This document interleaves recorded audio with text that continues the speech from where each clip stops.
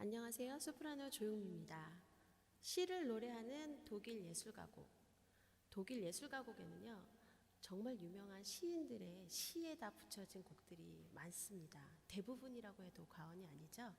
그래서 저는 시를 노래하는 독일 예술가곡이라는 주제로 네 번의 여러분들에게 소개하고 싶은 곡들을 영상으로 만들어 보려고 합니다.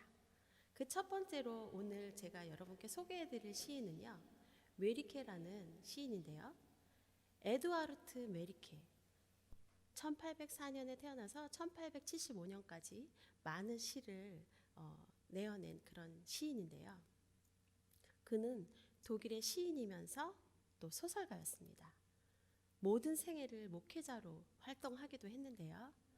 그의 문단적 분위기에서는 아름다운 향토의 뿌리를 받고 생활하였다는 것을 볼 수 있을 만큼 목가적인 시들이 정말 많습니다. 처녀작인 화가 놀텐이라는 작품은 빌헬름 마이스터 계통에 속하는 자서전적 장편 소설로 낭만적인 색채가 아주 농후한 작품이었습니다. 하지만 그의 본 영역은 서정시에 있었고 괴테 다음가는 아주 우수한 시를 썼다고 평해지고 있습니다. 그는 특히나 시인이었지만 그의 음악성이 아주 훌륭했다고 평가되고 있는데요. 어쩌면 그의 음악성이 훌륭했기 때문에 메리케의 시에 붙여진 가곡들이 정말 많게 들리는 것 같습니다. 그의 진가가 인정된 것은 아주 후의 일이지만 그래서 어쩌면 우리가 메리케의 시에 붙여진 가곡을 지금도 많이 부르고 있는 것이겠죠. 세간의 명성에는 거의 관심이 없었기 때문에 아마 그 시대에는 그의 능력이 평가가 저하되고 있었지 않는가라는 생각을 해봤습니다. 하지만 그는 그런 것에 신경 쓰지 않고 감흥이 일어나는 대로 서민적인 노래를 많이 읊어댔다고 해요. 그의 시집에는 버림받은 하녀, 아름다운 도트라우트, 또 초기 작품인 페레그리나 등 아주 유명한 작품들이 많은데요. 이들 시에는 특히 슈만, 브람스, 볼프 등 유명한 독일의 작곡가들이 곡을 붙여서 아름다운 예술가곡이 탄생했습니다. 소설 프라하 여로의 모차르트라는 시가 최후의 걸작으로 뽑히기도 하죠. 그의 생애는 자신의 인품처럼 파란 없이 아주 평온하였고요. 그의 작품도 그렇기 때문에 평면하고 온화한 분위기로 일관되었습니다. 입체적인 조형력과 예민한 음악성이 아주 넘쳐났고요. 또 깊은 자연 감성과 결합된 작품들이 아주 많습니다. 그의 작품은 결국 소박하고 꾸밈이 없는 서민적인 시라는 것이죠. 오늘 제가 여러분께 들려드릴 작품은요, 그의 대표적인 시 에어이스트라는 작품입니다. 제가 이 시를 먼저 음악으로 들려드릴 텐데요. 그 시의 내용을 한국말로 번역하기 전에 아마 독일어를 아시는 분들은 또 시에 관심이 많으신 분들은 이 작품을 이미 너무나 잘 알고 계시겠지만 먼저 음악으로 들려드리고 싶습니다. 그의 에어이스트라는 작품은요, 두 명의 작곡가가 곡을 썼는데요. 로베르트 슈만과 휴고 볼프가 그 에어이스트에 아주 아름다운 멜로디를 붙였습니다. 로베르트 슈만은 여러분들이 너무나 잘 알고 계시겠지만 가곡을 많이 배출해냈죠. 풍부한 환상과 문학의 깊은 조예가 깊었던 슈만은 독일 낭만파의 지도적인 음악가의 한 사람입니다. 그 환상이 정신병으로 이어지는 비극이라고도 하는데요. 그는 말년에 정신병으로 인해서 많이 고생을 했지만 작품으로 볼 때는 지금 현대에 너무나 많은 영향력을 끼쳤던 너무나 훌륭한 작곡가입니다. 창작뿐만 아니라 연주 활동에도 많은 활동을 했던 작곡가인데요. 그는 문필 활동도 아주 적극적으로 펼쳤다고 해요.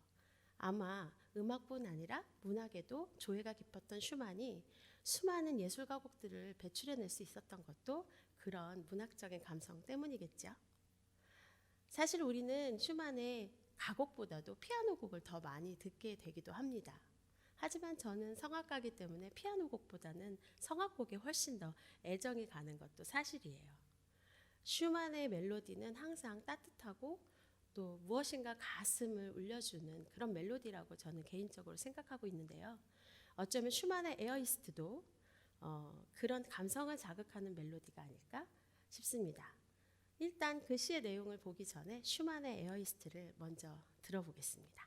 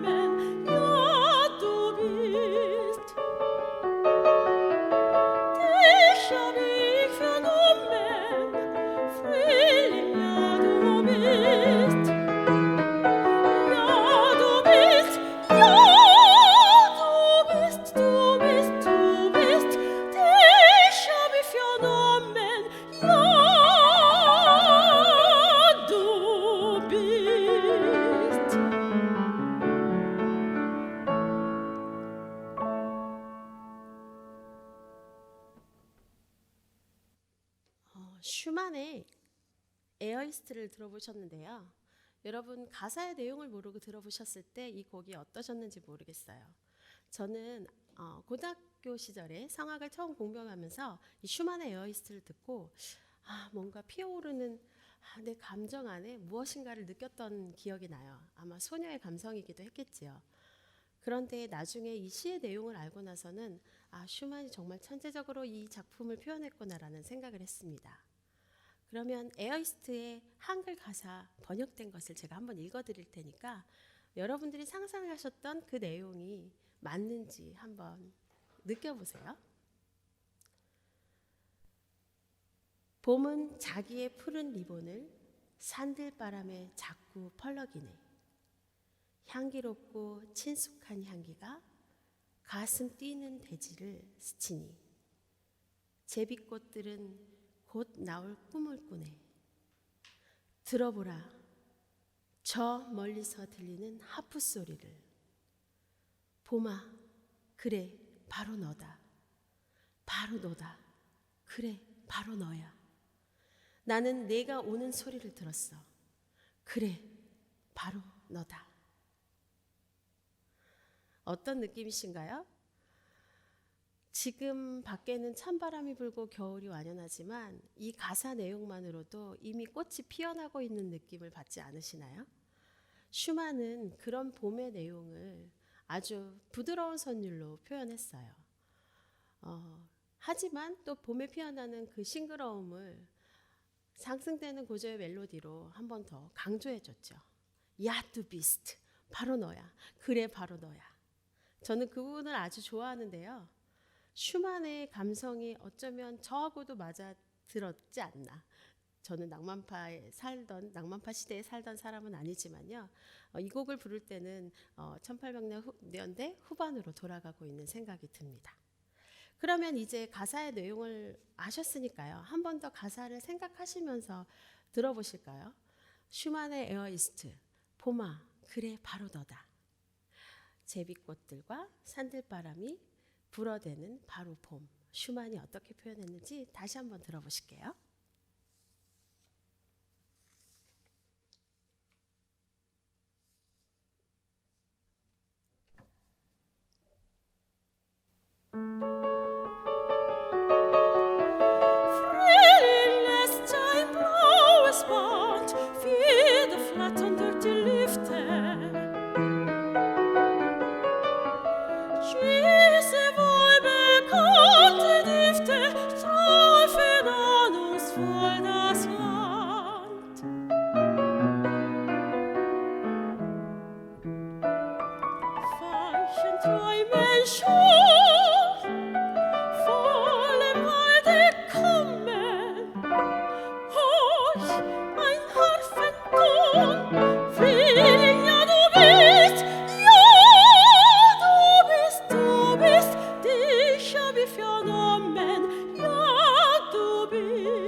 bist. Dich hab ich vernommen, Frühling, ja du bist. Ja du bist, ja du bist, du bist, du bist. Dich hab ich vernommen, ja du bist.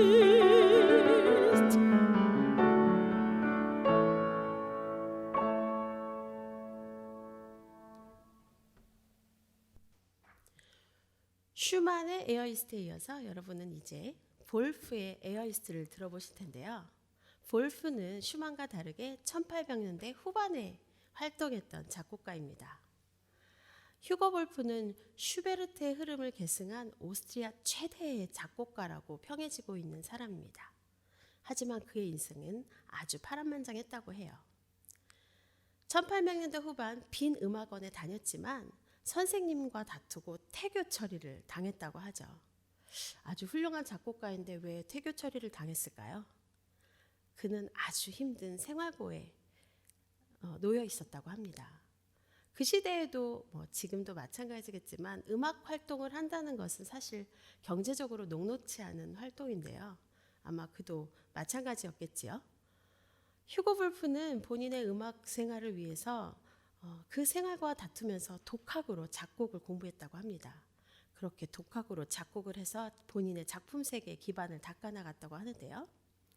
그러던 중 1881년에 살츠부르크로 이전을 하고 그곳에서 부학장을 지내면서 빈에 눌려 살던 음악평론가, 비평가도 겸했다고 합니다. 1897년에 심각한 병에 걸리게 되는데요. 진행성 마비증에 걸려서 병원에 입원했다가 퇴원했지만 그로 인해서 그는 자살을 결심하게 됩니다. 하지만 자살 미수로 발작은 있었지만 그 발작을 통해서 정신병원에 수감됐다고 합니다.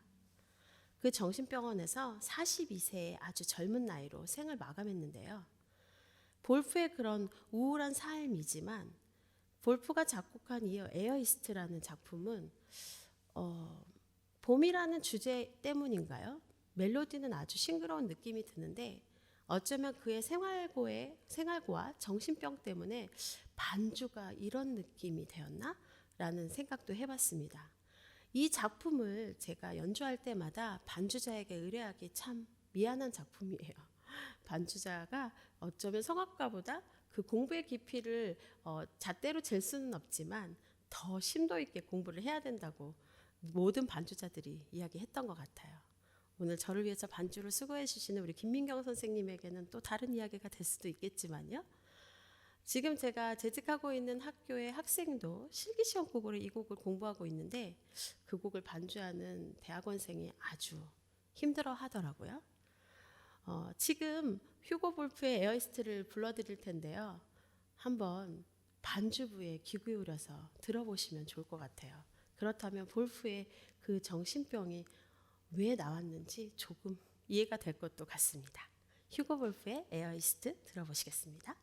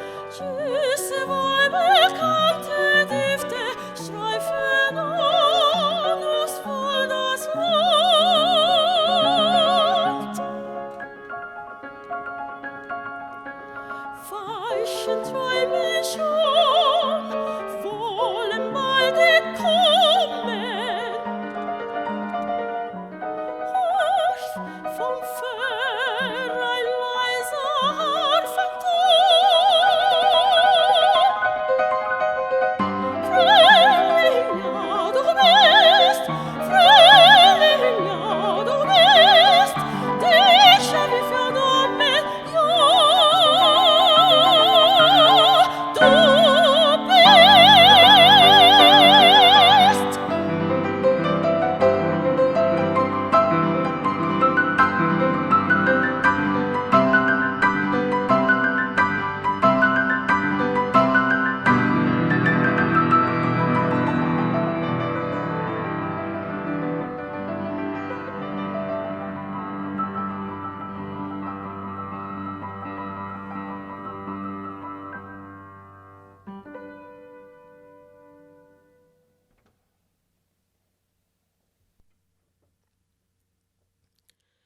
메리케이 에어이스트가 이렇게 두 작곡가에게 다른 분위기의 곡으로 탄생됐다는 건 정말 신기하지 않을 수 없는데요. 휴거 볼프의 반주부 어떻게 들으셨나요? 사실 멜로디만 연주하면요, 슈만의 에어이스트와 볼프의 에어이스트가 멜로디 라인은 다르지만 시를 해석한 부분은 아주 비슷한 부분도 많이 있습니다. 물론 내용 자체가 야두 비스트, 감탄하는 내용이니 그 부분에 더 강조를 했겠지요. 하지만 볼프의 후주 부분을 들어보면 그가 어떤 음악 생활을 했고 얼마나 힘겹게 음악 생활을 했는지 느껴지는 것 같아 때로는 가슴이 아프기도 합니다. 그 후주 부분에 나타나 있는 그의 감정 표현들은 내용을 모른다면 봄 도시에 아지랭이가 피어오르는 느낌이 나기도 하는데요. 저는 그의 삶을 알기 때문에 휴고 볼프의 에어이스트를 들을 때는 또 연주할 때는 봄의 싱그러움만 감정 속에 느껴지지는 않는 것 같습니다. 여러분들은 어떠셨는지 모르겠어요. 슈만의 에어이스트와 볼프의 에어이스트, 그의 삶이 어쨌건 메리케의 시가 어쨌건 이 작품 두 작품 모두 다 낭만파의 대표적인 작품으로 꼽는다고 해도 과언이 아니라는 생각이 듭니다. 독일은 날씨가 많이 우중충하다고 해요. 저는 독일에 많이 가보지는 않아서 그곳이 비가 많이 오는 도시라는 것, 나라라는 것은 알고 있습니다. 어느 성악가 선생님께서 얘기하신 적이 있어요.